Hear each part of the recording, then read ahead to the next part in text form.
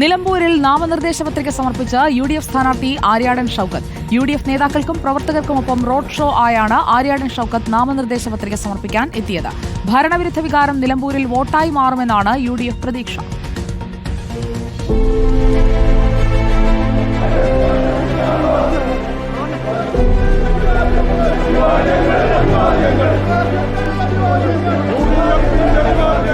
നാമനിർദ്ദേശ പത്രികാ സമർപ്പണം അക്ഷരാർത്ഥത്തിൽ ശക്തി പ്രകടനമാക്കി മാറ്റി UDF. സ്ഥാനാർത്ഥി ആര്യാടൻ ഷൗക്കത്തിനൊപ്പം മണ്ഡലത്തിലെ നൂറുകണക്കിന് പ്രവർത്തകർ അണിനിരന്നു. ഒപ്പം പ്രധാന UDF നേതാക്കളും. മുന്നിൽ അണിനിരന്ന് UDF-ലെ യുവ നേതാക്കളുടെ നിര തന്നെ. ആവേശക്കടലിൽ പ്രവർത്തകർ Aryadan ഷൗക്കത്തിന് അഭിവാദ്യമർപ്പിച്ചു.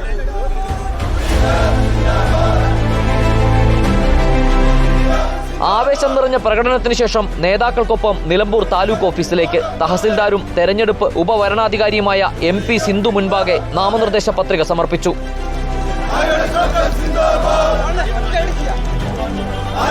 KPCC working president AP അനിൽകുമാർ MLA, മുസ്ലിം ലീഗ് രാജ്യസഭാ MP Abdul Wahab, DCC president VS Joy എന്നിവർക്കൊപ്പമാണ് ആര്യാടൻ ഷൗക്കത്ത് എത്തിയത്.